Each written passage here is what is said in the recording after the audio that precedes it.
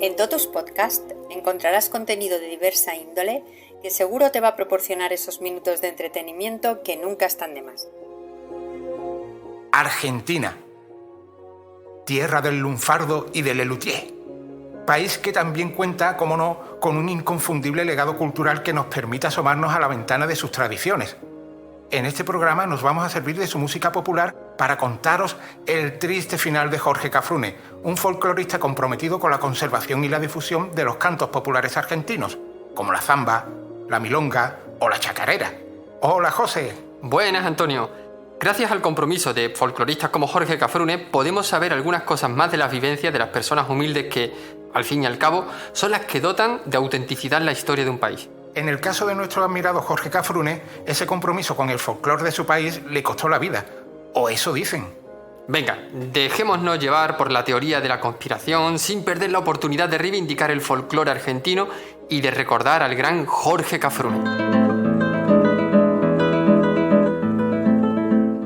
Ya que estamos, no dejemos pasar la ocasión de hablar del origen de ciertas palabras, que es algo que, como ya sabéis, nos gusta hacer de vez en cuando.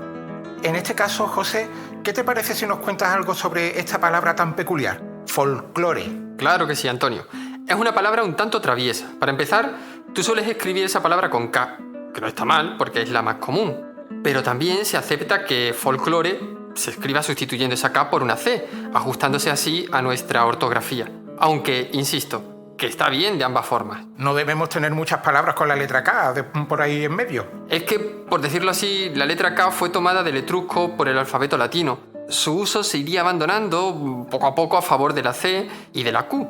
Para descubrir el origen de la palabra folclore tenemos que ir al año 1846, que fue cuando la revista inglesa Athenaeum recogió ese nuevo término que hace referencia al conjunto de tradiciones, artes y costumbres arraigadas en una comunidad. Tradiciones como historia, cuentos, mitos y proverbios. Apareció por primera vez en el diccionario de la Academia en 1925. Ya nos explicaste en alguna otra ocasión que todas las palabras son, por así decirlo, inventadas. En el caso de folclore, ¿a qué se debe su elección para definir al conjunto de tradiciones, etcétera, etcétera? Se debe a que proviene del vocablo germánico prehistórico folkam, que significa pueblo, y del verbo inglés arcaico lore, que luego evolucionó al actual to learn, que significa aprender. Quedaría algo así, si nos ceñimos a su literalidad, algo como aprender del pueblo o enseñanzas del pueblo. Una sola palabra para aludir al conjunto de tradiciones de un país o una sociedad. Ahí es nada. Que, por cierto, tampoco está mal decir folclore en vez de folclore. Pues otra cosa menos. Resuelto el origen de la palabra folclore o folclor, regresamos al protagonista de este programa, el folclorista Jorge Cafrune.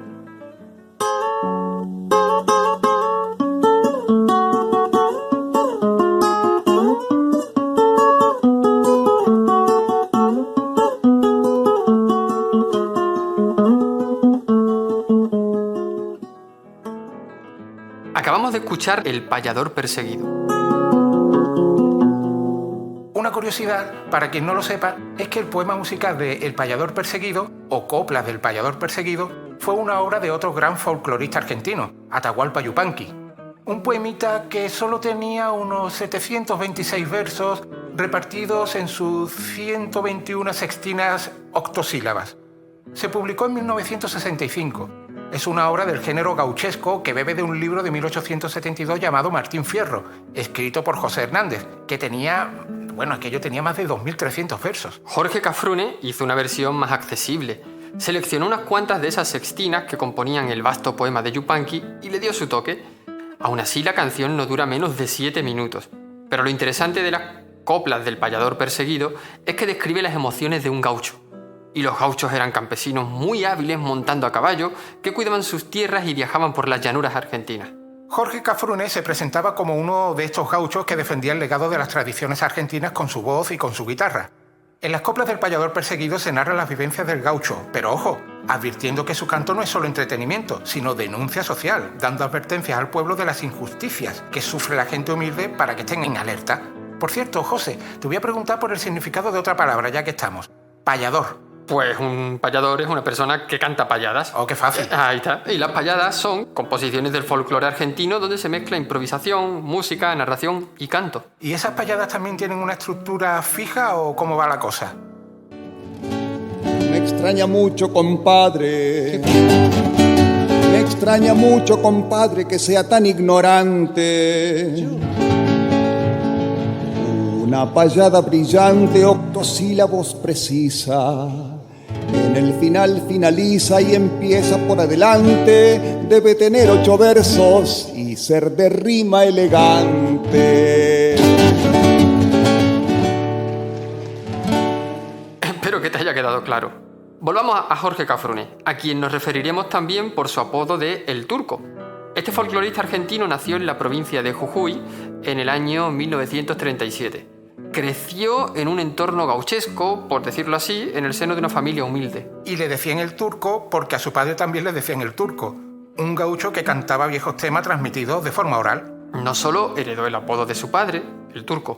Escuchar en el entorno familiar esas canciones típicas del folclore de su país despertó en Jorge Cafrune una pasión que le llevó a aprender la guitarra y a participar en grupos de música tradicional. En 1960, El Turco inicia su carrera en solitario no solo para difundir las canciones que interpretaba, sino para seguir aprendiendo. El festival más importante del folclore argentino es el conocido como Festival de Cosquín.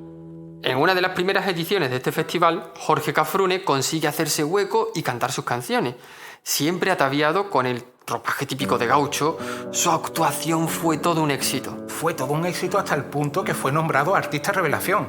El nombre del Turco, Jorge Cafrune, empezó a ser cada vez más conocido en Argentina.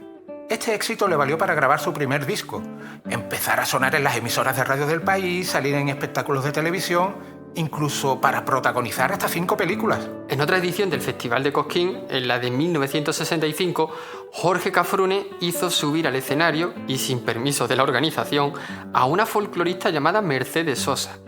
El Turco estaba convencido del talento de esta mujer y, efectivamente, Mercedes Sosa deslumbró al público de aquel festival tan solo con su voz y un bombo como instrumento. ¡Guau! Maravillosa Mercedes Sosa. La carrera como folclorista de Jorge Cafrune fue meteórica. La década de los 60 y de los 70 vivió una eclosión del cancionero popular argentino y El Turco fue uno de sus mayores exponentes. Realizó giras por casi todo el continente americano y por algunos países de Europa. Durante unos años estuvo viviendo en España, pero el fallecimiento de su padre, en 1977, le hizo regresar a su país natal, donde se había instaurado la dictadura de Videla. Así llegamos al momento clave que marcó su destino. El Turco es invitado a participar en otra edición del prestigioso Festival de Folclore de Cosquín, el 24 de enero de 1978. Tras otro exitoso recital, el público le pidió que cantara uno de sus éxitos que no había incluido en el repertorio. Se trataba de la canción Zamba de mi esperanza. La zamba, con Z, es un estilo que proviene de la zamacueca peruana. Evolucionó hacia un tipo de música y de baile muy popular en la zona noroeste de Argentina. Y Zamba de mi esperanza, compuesta por Luis Profili, se cantaba en fiestas familiares y en reuniones de amigos, hasta que Jorge Cafrune, en su compromiso por rescatar y dar a conocer el patrimonio del folclore argentino más popular, pidió permiso para grabarla en su disco de 1964, Emoción, Canto y Guitarra. La versión que hizo Jorge Cafrune de Zamba de mi esperanza tuvo mucho éxito. En la web de Totus Podcast, en la entrada dedicada a este programa, os dejamos un curioso vídeo donde Rafael Acarrá presenta al Turco antes de que empezase a cantar Zamba de mi esperanza. Otra maravillosa, igual que Mercedes Sosa, pues grandísima Rafael Acarrá. Ahí estamos. A pesar del éxito de la canción, y como ya dijimos antes, Jorge Cafrune no la incluyó en el repertorio del Festival de Cosquín en enero de 1978. Recordemos, en la Argentina de aquella época imperaba una cruel dictadura militar y, como suele pasar con este tipo de regímenes, se impuso la sinrazón de una censura que afectaba hasta el mismo folclore del país, fíjate. Zamba de mi esperanza estaba incluida en el catálogo de canciones no autorizadas por la dictadura. Por este motivo, Jorge Cafrune, el Turco, no la incluyó en el repertorio, pero era tal la popularidad que tenía esa canción que el público de aquel festival la pidió. Y el folclorista, comprometido con su público, dijo: aunque no está en el repertorio autorizado, si mi pueblo me la pide, la voy a cantar. El Turco interpretó Zamba de mi esperanza sin saber que podía estar firmando su sentencia de muerte. El técnico de sonido tenía orden de apagar los micrófonos si sonaba alguna canción del repertorio no autorizado de la dictadura. Al parecer, Jorge Cafrune pudo terminar la canción. Quien escuche Zamba de mi esperanza se preguntará, y con razón, ¿qué tipo de mensaje subversivo podría esconder aquellos versos? Y no busquen mucho más. La canción es bonita, simple e inocente. No hace ningún llamado a alzarse contra la autoridad ni nada de eso. La dictadura la incluyó en el catálogo de repertorio no autorizado porque incluía la palabra esperanza. ¡Ya está! Así de absurdo y así de cruel. A dicho festival habían asistido representantes de la autoridad militar y a miembros de dicha dictadura se le atribuyen estas palabras.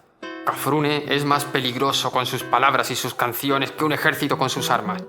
Hay que darle un escarmiento. A este tipo hay que matarlo para prevenir a los otros. Y eso que Jorge Cafrune no se tenía como un activista de lo que se conoce como canción protesta. Sí lo era del folclore de su país. Tanto es así que acostumbraba a hacer sus giras por Argentina a caballo, acercando a los sectores más humildes las melodías y los versos que formaban parte de la cultura popular de Argentina.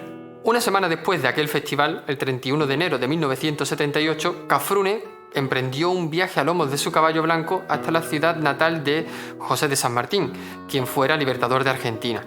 Este viaje lo hizo Cafrune como un acto de homenaje a dicho libertador y, ojo, que se trataba de un cabalgar los 750 kilómetros que separaban Buenos Aires de Yapeyú, que era el pueblo donde nació José de San Martín. El proyecto de Cafrune era hacer ese recorrido en 25 etapas de 30 kilómetros cada una. Nadie imaginaba que el día en el que comenzó esta aventura sería el último día de la vida del turco. Muere atropellado Jorge Cafrune. Este era el titular con el que el periódico El País comunicó el triste deceso. Sobre lo que parecía un desgraciado accidente empezó a rondar teorías que apuntaban al asesinato. De aquellos días hay un testimonio escalofriante de un periodista llamado Héctor Ramos, que afirma que Jorge Cafrune le dijo lo siguiente pocos días antes de aquel fatal atropello. Me amenazaron diciéndome que si hago el viaje moriré. Dicen que un zurdo no puede mancillar la tierra de San Martín.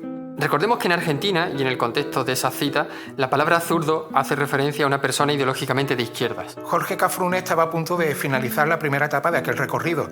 Por esa misma zona estaba Héctor Emilio Díaz, un chaval de 19 años que estaba conduciendo una camioneta. Era un poco más de las 9 de la noche y conducía confiado, quizá algo más rápido de lo habitual porque era un recorrido que conocía bien. Se dice que iba bebido y con las luces de la camioneta apagadas. Y no esperaba encontrarse en su trayecto a un jinete. Cuando lo vio, no pudo reaccionar a tiempo para evitar el atropello. Frenó lo más fuerte que pudo y la camioneta empezó a hacer un trompo y la parte trasera del vehículo impactó con el caballo de Cafrune, haciéndolo caer de la montura. La mala suerte es que el caballo, muy asustado, pisoteó el cuerpo del turco, dejándolo muy mal herido. Los traumatismos en el torso y en el cráneo le provocaron una lenta agonía.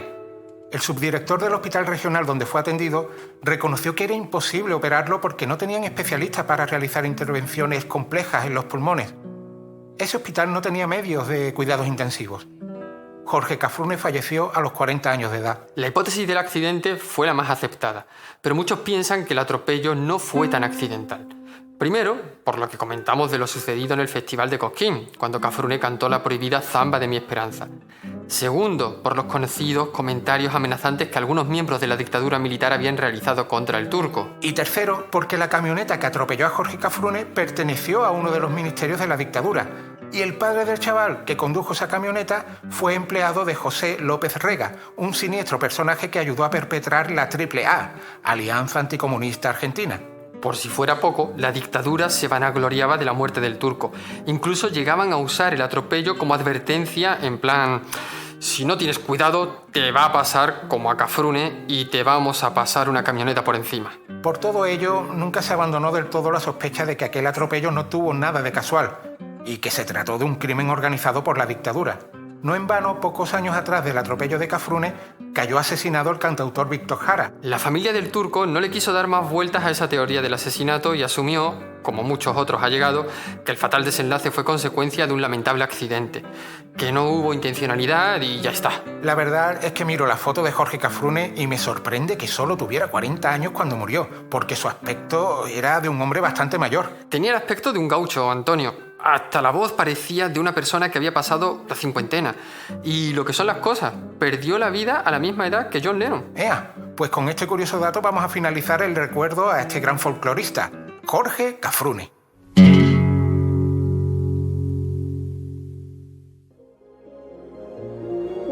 Gracias por escuchar y apoyar Totus Podcast. Síguenos en la web www.totuspodcast.com y en nuestras redes sociales. Hasta el próximo programa.